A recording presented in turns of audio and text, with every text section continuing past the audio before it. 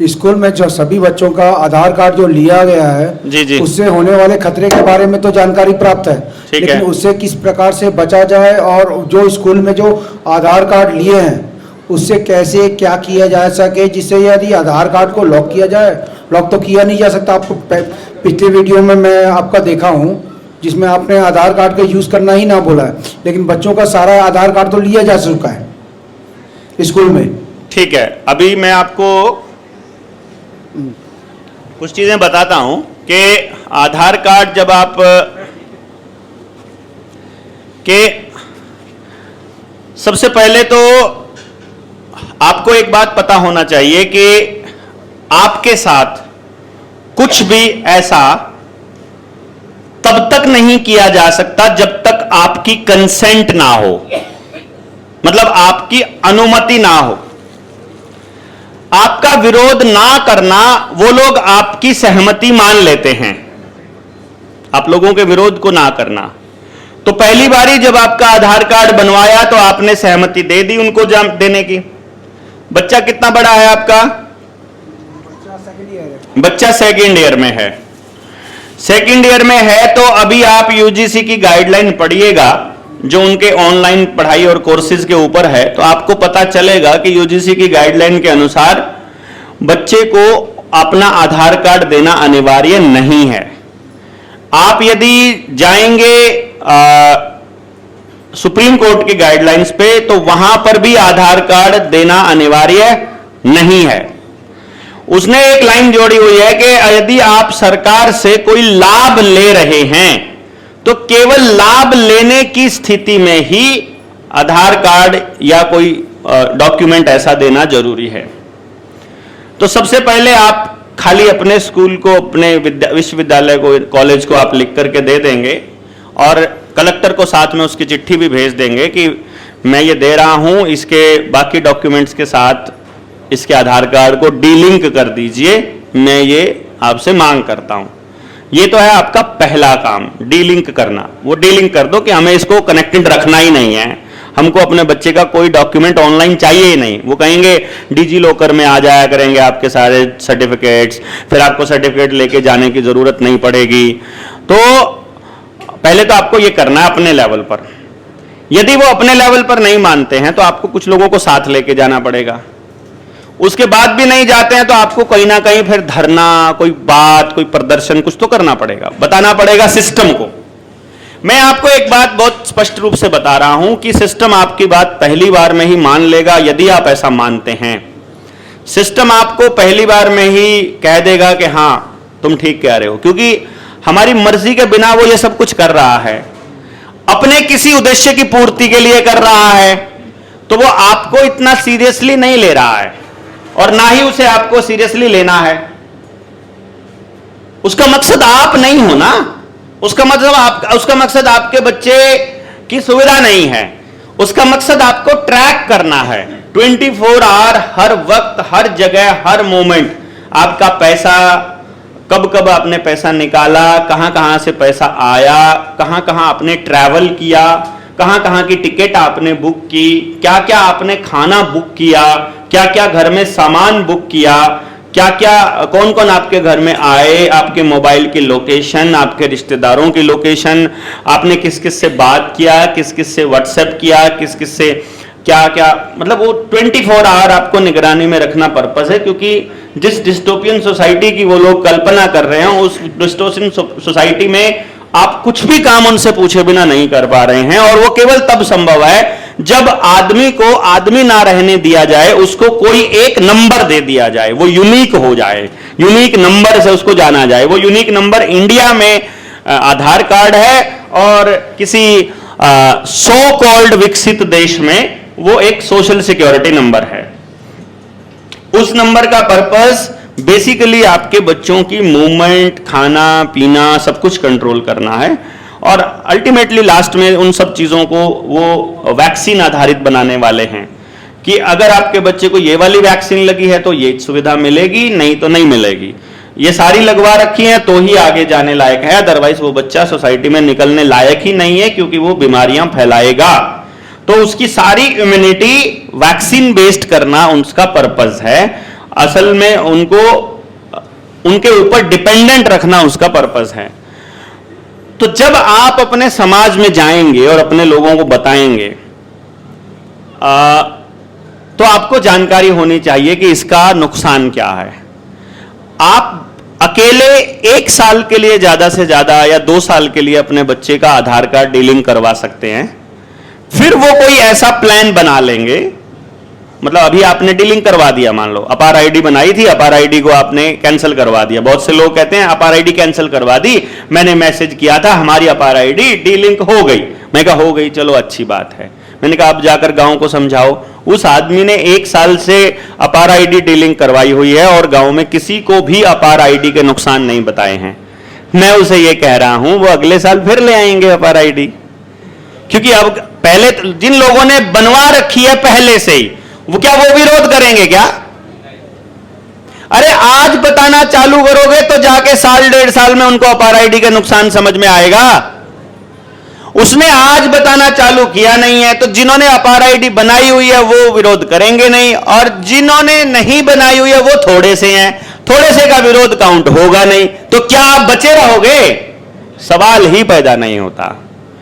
आपको अपने समाज में हर उस मुद्दे के ऊपर बोलकर लोग जोड़ने पड़ेंगे, क्योंकि जब मोर्चा आवाज उठाएगा ना, तो हमने अभी लिस्ट बनानी शुरू की है। करीब करीब 70 हमारे पास लिस्ट बनी है, और मैं जहां तक समझ रहा हूं कि 150 की संख्या में जाएगा समाज के हर तबके से जुड़ी हुई डिमांड, जिसमें अपार भी है, आधार भी है, अनिवार्यता भी है, बिजली के बिल भी हैं, पुलिस वालों के चालान भी है, पुलिस वालों की पिटाई भी है, जिसमें कोर्ट का देरी करना भी है, बैंकों की नीलामी, मकानों की नीलामी भी है, बच्चों की शिक्षा भी है, हमारे स्वास्थ्य भी है, हमारे वैक्सीनेशन भी है, दाई का भी है, आशा वर्कर का भी है, आंगनबाड़ी वर्कर का भी है, एयरपोर्ट वालों का भी है, एयरपोर्ट की जमीनों का भी है, जमीन अधिग्रहण का भी है, रेलवे का भी है, बस उसका रोडवेज का भी है, LIC का भी है, BPCL का भी है, HPCL का भी है, भेल का भी है, सेल का भी है, रेल का भी है, प्लेटफॉर्म की टिकट का भी है, टिकटों की रिजर्वेशन का भी है, जिसमें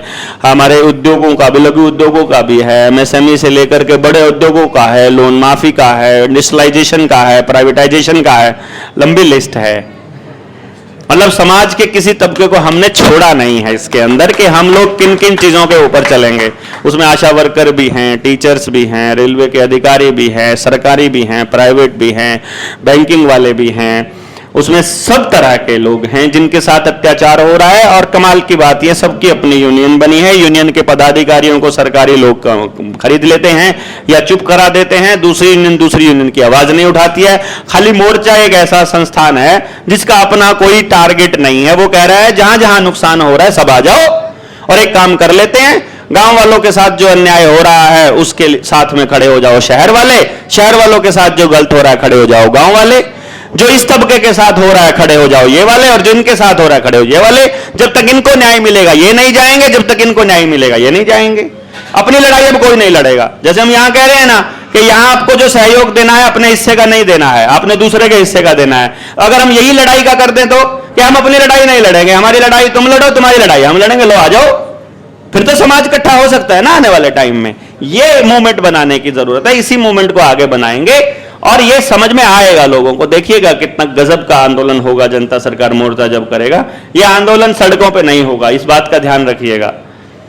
ये किसी को गोली नहीं मरवाएगा, ये किसी को लाठी नहीं मरवाएगा, ये कुछ नहीं करेगा। ये आंदोलन बिल्कुल घर से होगा, एकदम घर से, एकदम खेत से, अपनी रसोई से। मतलब गजब का आंदोलन होगा। देखिएगा जो लोग जुड़ेंगे उनको मजा आएगा कि यार ऐसे भी हो सकता था, कितना कमाल का था। किसी के ऊपर लाठी नहीं भांजेगी और किसी के ऊपर। यहां झारखंड में मान लो आप एक बात बताइए कि यहां छत्तीसगढ़ में आपके साथ अन्याय हो रहा है, आदिवासियों की जमीन लूटी जा रही है, जबरदस्ती अधिग्रहण हो रहा है, रात को 2-2 हजार साल पुराने पेड़ काटे जा रहे हैं। और अगर पूरा हरियाणा जाम हो जाए तो, गांव में सरकारी एंट्री बैन हो जाए तो, कि यार क्या चक्कर है, तुम बैन क्यों कर रहे हो, कि तुम छत्तीसगढ़ में पेड़ क्यों काट रहे हो, हैं? अपने गांव में एंट्री मत दो ना सरकारी करो। सरकार के सारे प्रोपेगेंडा सरकारी अधिकारियों से चलते हैं। किसी भी राज्य में हो दूसरा राज्य खड़ा हो जाए, कोई भी राज्य खड़ा हो जाए, तो एक बार हरियाणा में हर गांव में टीम बन जाए, हरियाणा की उस टीम को लेकर अब उसको भी सीखना है अपने गांव में कैसे काम करना है, तो तुम सीखने के लिए छत्तीसगढ़ आ जाओ, यहां गांव में काम करके देख लो। छत्तीसगढ़ वालों जब तैयार हो जाए फिर उत्तर प्रदेश आ जाओ। क्या है, भारत को एक फैमिली बना देंगे पूरी को, क्या दिक्कत है? स्ट्रक्चर कैसे काम करेगा ये हम आपको धीरे धीरे, अभी जब आप मोर्चे से जुड़ोगे तो आपको हम बताएंगे कि पूरी बड़ी फैमिली कैसे चलती है। ज्वाइंट फैमिली चलती नहीं थी क्या? गांव चलता नहीं था क्या? पूरा भारत चलता नहीं था क्या? बिना सेना के कैसे जिंदा रहे हम लोग?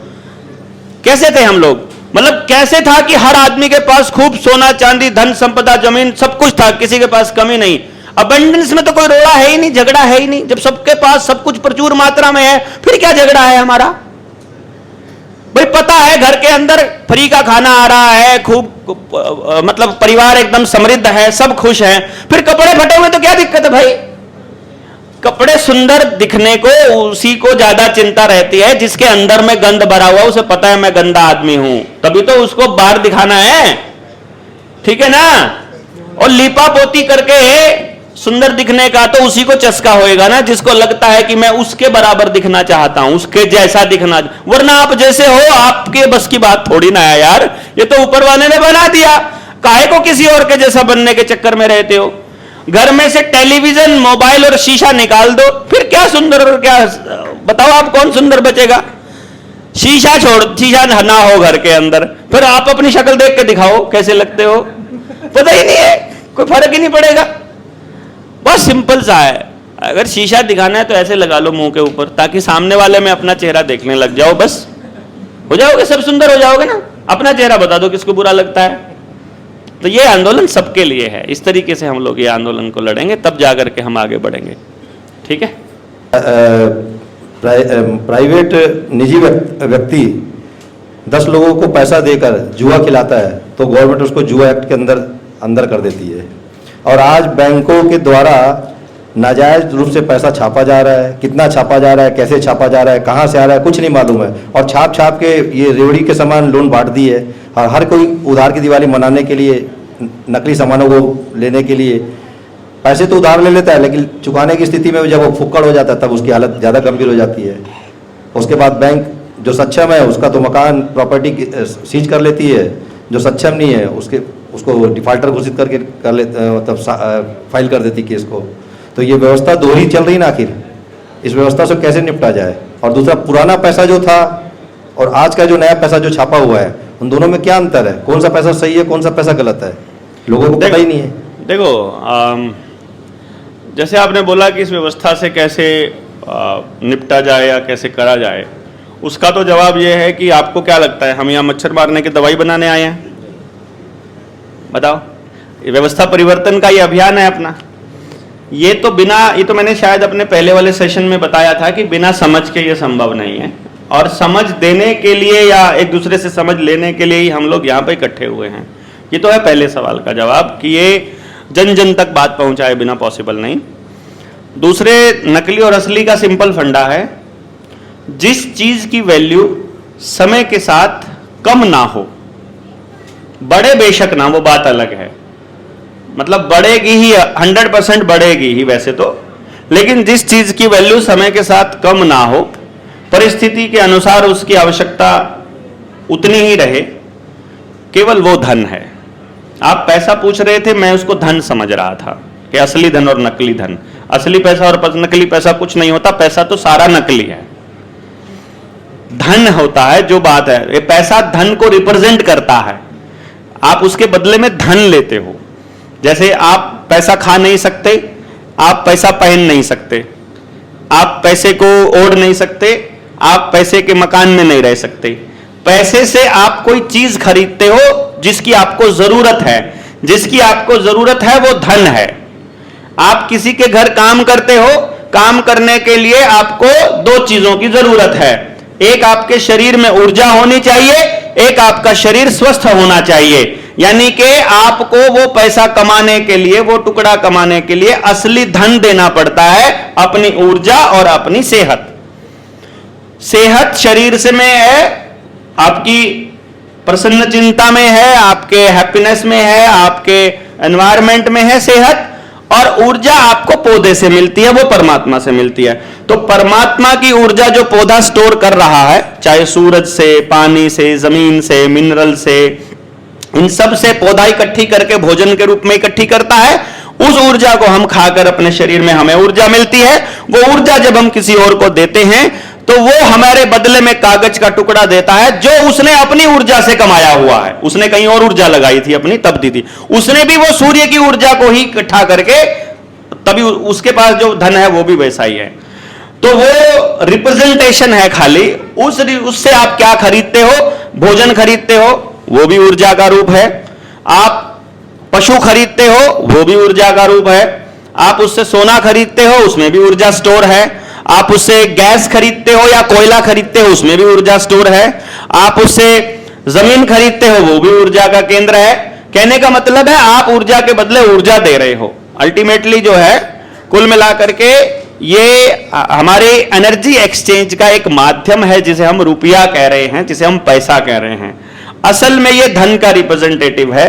और धन, अन्न धन, ठीक है, श्रम धन, मेहनत को भी धन बोला, सेहत को, मेहनत को, परिवार को, अन्न को, पशु को, धातु को, सोने चांदी को, इनको धन बोला है। परिवार को भी धन बोला है। तो जमीन को धन बोला गया है। अन्न को भी, मतलब ये तो खाद्यान्न वो जो बोल ही दिया मैंने।